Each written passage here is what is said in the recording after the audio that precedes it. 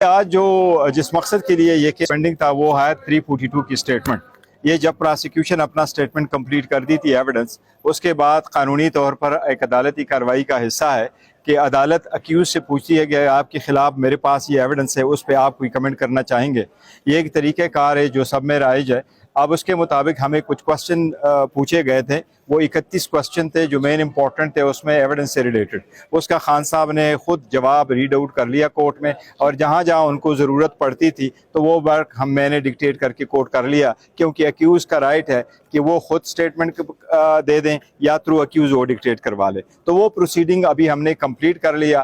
ہم نے 2-3 چیزوں کا واضح طور پر ذکر کیا ہے. ایک یہ کہ میرے کیس خلاف یہ کیس جو ہے پولیٹیکلی موٹیویٹڈ ہے، اس میں کوئی ایویڈنس نہیں ہے. گزشتہ 70 سالوں میں کسی بھی بندے سے جس نے کو توشہ خانہ سے آئٹم لیے ہیں اور بڑے قیمتی اشیاء لوگ لے چکے ہیں، قانون کے غیر قانونی طور پر وہ لے چکے ہیں، اور وہ انہوں نے ڈکلیئر بھی نہیں کیا، ان کے خلاف کوئی کارروائی نہیں کی. اس کے خلاف ہمارے ساتھ جو ڈسکرمنیشن کیا گیا ہے، ہم نے اس کا تذکرہ کیا. ہمارے خلاف جو 2 الزامات ہیں کہ ہم نے اپنا ریکارڈ میں اس کا تذکرہ نہیں کیا، اس پہ ہم نے تذکرہ ذکر ضرور کیا ہے کہ ہم سارا ریکارڈ قانونی آئینی طریقے سے جو ریکوائرمنٹ ہے اس کے مطابق ہم ڈکلیئر کر چکے تھے. البتہ الیکشن کا کیس جب ہو رہا تھا، اس کے بعد الیکشن کمیشن نے جو ڈاکومنٹس منگوا لیے وہ مس ریڈ کیے، کیونکہ ہمارے ساتھ انہوں نے شیئر نہیں کیا، اس لیے ہمارے خلاف غلط فیصلہ دیا جو انصاف کے تقاضوں کے خلاف ہے.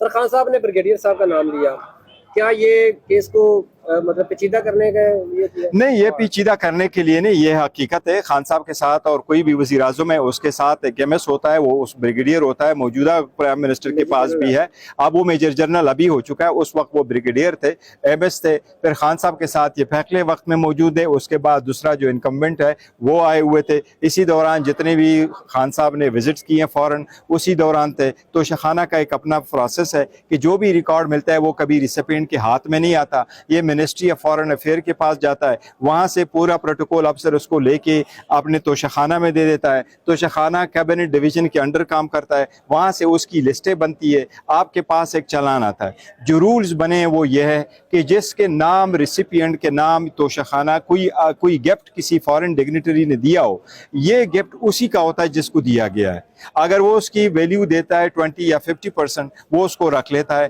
لیکن اگر وہ نہیں رکھنا چاہتا ہے، یہ توشہ خانہ میں جاتا ہے، یہ توشہ خانہ سے کوئی اور نہیں لے سکتا. تو وہ ہم نے ایکسپلین کیا ہے. اس کا تذکرہ آیا with respect to cell of one quantum. نہیں، وہ ملوث کسی صورت نہیں ہے. ہم نے نہیں کہا کہ کسی رانگ ڈوئنگ میں ملوث ہے. ہم نے کہنا یہ تھا کہ وہ جو گفٹ جس کا یہ ذکر کر رہے ہیں، ہم نے کہا کہ وہ جو میرا ملٹری سیکرٹری ہے وہ اس وقت کا نام ہم نے دیا ہے کہ آپ چاہیں تو اس کو کورٹ وٹنس بلائے، اس کے تھرو بیچے گئے اور اتنی اماؤنٹ پہ بیچے گئے اور اتنی اماؤنٹ رکھی گئی. وہ کورٹ وٹنس ہے، کورٹ وٹنس کورٹ کا ثواب دید ہے. اور علی صاحب یہ کہیے گا کہ اب جب خان صاحب نے بیان ریکارڈ کروا دیا ہے توشہ خانہ کیس میں، وٹ نیکسٹ کیا ہوگا؟ نیکسٹ کیا ہونے جا رہے ہیں؟ قانون کے مطابق اس میں ہمارے گواہ آئیں گے. آج میں نے عدالت سے ریکویسٹ کیے تھے، 500 پیجز کا ڈاکومنٹ ہے. رات کو بھی بڑے دیر تک ہم یہ ڈاکومنٹس جواب تیار کرتے رہے. تو عدالت سے ہم نے ریکویسٹ کی کہ ہمیں 1 دن کا ٹائم دے تاکہ اس ڈاکومنٹس کو ہم دوبارہ دیکھ لیں اور اس کی لائٹ میں ڈیسائیڈ کریں کون کون سے گواہ ہیں. تو ہمارے گواہ بھی آئیں گے، ٹیکس ریٹرن والے بھی آئیں گے، جو اسٹیٹمنٹ پریپیئر ہوا وہ بھی آئیں گے، بینک والے بھی آئیں گے، ہمارے پولیٹیکل جو ہمارے ساتھ وکٹمائزیشن ہماری ہوئی اس ریلیشن میں بھی لے کے آئیں گے. پھر ہم کورٹ کو درخواست دیں گے. امید ہے کہ ہم جو کورٹ وٹنسز ہیں ان کو بھی کچھ بلایا جائے تاکہ ریکارڈ آ جائے. دیکھیں، ہم تو یہ کوشش ضرور کریں گے اور ہماری چاہت ہوگی کہ جو توشہ خانہ کے آئٹم ہیں اور جتنے لوگ ہیں توشہ خانہ کے آئٹم سب کو کس کس کو ملا ہے اور کس کس نے ڈکلیئر کیا. یہ میں صرف آپ کو بتاؤں کہ توشہ خانہ کے جو آئٹمز ہیں وہ سارے ڈگنیٹریز لے لیتے ہیں، اور اگر وہ لے لیتے تو ہر ایم این اے، ہر ایم پی اے اور ہر سینیٹر یہ سپوز ایز اے پارلیمنٹیرین کہ وہ اپنا جو الیکشن کمیشن ہے وہاں statement of asset and liability وہ فائل کرے. ہم یہ منگوانا چاہتے ہیں کہ آپ دیکھ لیں کہ گزشتہ 70 سالوں میں اگر اس توشہ خانہ سے کسی نے کوئی آئٹم خرید لیا ہے تو ان پارلیمنٹری نے اپنے ایسٹ میں اس کا تذکرہ کیسا کیا. اگر خان صاحب کو نائل کر دیا جاتا ہے تو کیا ریمیڈی ہے آپ کے پاس؟ کہاں جائیں گے؟ کون سا عدالت کا دروازہ کھٹکھٹائیں گے آپ اس کے بعد؟ That is a tough question, but انشاءاللہ نااہل نہیں ہوں گے. ہمیں امید ہے، ہم نے آدھو ہمارے رائٹس بڑے وائلیٹ ہو رہے ہیں، لیکن امید ہے پھر بھی ہم امید لگائے بیٹھے انشاءاللہ کہ نااہل نہیں ہوں گے. لیکن اگر نااہلی کی طرف یہ جا رہا ہے تو دیکھو وہ اس سے نااہلی نہیں ہوتی. یہ ایک چیز میں آپ کو بتاؤں، یہاں کے کنوکشن سے نااہلی نہیں ہوتی. جو witnesses ہیں उसकी रीज़न है जवाब पूरा करना आइन के मुताबिक पहले हुआ करता था 2017 में जो कानून आया उसमें सारी डिस्क्वालिफिकेशन ख़त्म हो गई सिवाय उसके जो आर्टिकल 62 और 63 में है। यहाँ से 2 साल की 3 साल की कन्विक्शन अल्लाह ना करे हो भी जाए फिर भी डिस्क्वालिफिकेशन नहीं होती। गौहर वो साहब, डिस्क्वालिफिकेशन तब आ जाएगा कि अगर इलेक्शन कमीशन उसके बाद डिस्क्वालीफाई करता है, जो हम समझते बड़ी ज्यादती होगी, लेकिन अगर ये करते तो हम ऑब्वियसली हमारे पास राइट है हाई कोर्ट अपील करने की, हम अपील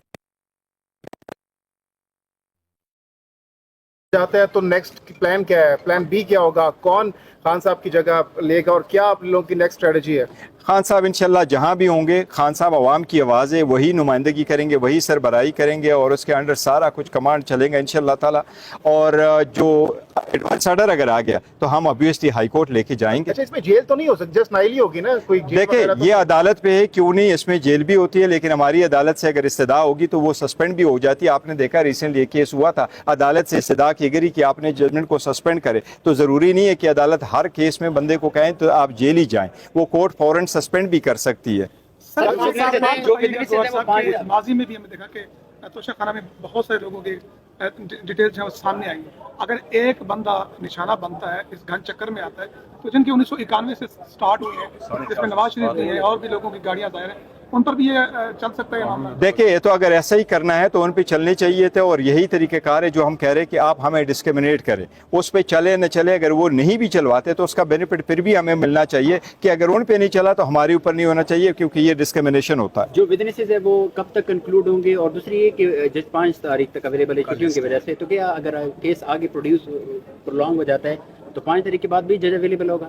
देखिए जज साहब को तो अवेलेबल नहीं होना चाहिए, मेरा तो ये ख्याल है कि आज के बाद भी नहीं होना चाहिए था, क्योंकि ये केसेस ऐसे चलते हैं। कानून के मुताबिक अगर आपने चलाने हैं तो इसके लिए एक्स्ट्राऑर्डिनरी सर्कमस्टांसेस बना करके आप जजेस को ड्यूटी ख़त्म करा के नहीं बिठाते, और कोर्ट आवर्स के बाद भी नहीं बिठाते, नहीं होना चाहिए। लेकिन अगर अदालत चला लेती है तो अदालत की सवाबदीद है, अगर खामा खा चलती है हमारी रिजर्वेशन अपनी खान जगह। साहब ने मिलिट्री सेक्रेटरी का नाम लिया कि उनके थ्रू तोइफ बेचेंगे, आपके पास कोई सबूत है कि उन्होंने बेचे? अगर वो कल को मुकर जाते हैं सर वो मुकरेंगे नहीं, बड़े ऑनेस्ट ईमानदार आदमी हैं, उनको बुलाया गया था, शायद नेब में भी उन्होंने बुलाया गया था, ऐसे केसेस थे, उन्होंने वहाँ भी स्टेटमेंट दे दिए हैं। लेकिन हमें ये उम्मीद ज़रूर है कि वो जब अगर आएंगे और बुलाते हैं एज अ कोर्ट विटनेस तो वो हकीकत बताएंगे, अगर ना होता तो हम कभी उसका नाम न लेते, लेकिन ग्राउंड रियलिटी हम कोई चीज़ नहीं छुपाते। सबूत है कोई वैसे कि कोई वीडियो सबूत जिनके थ्रू बेचे गए? देखो अगर वो आएंगे वो कहते हैं मैंने नहीं किया तो फिर सबूत देंगे ना। कल सुप्रीम कोर्ट में भी तोशाखाना केसेस के हवाले से समाअत होने जा रही है, क्या एक्सपेक्टेशंस है आप को सुप्रीम कोर्ट से?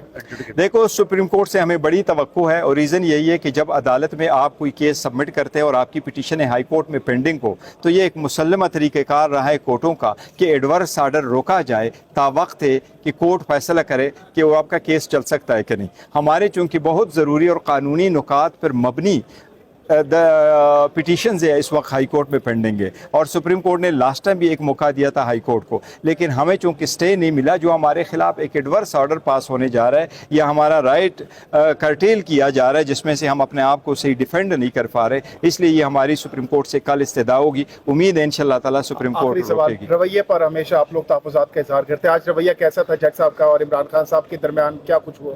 नहीं, इमरान खान साहब हमेशा से अच्छे अल्फाज में याद करते हैं, और उन्होंने कहा है, जज साहब ने सिर्फ इतना कहा आप एडमिट करते हैं ये जवाबात आपने दिए हैं, तो खान साहब ने कहा यस ये मेरे जवाबात है। अब ये कोई जज साहब अपने तरफ से नहीं कह रहे हैं, ये एक्चुअली कानूनी तौर पर एक तरीक़ाकार है जो उन्होंने किया। आज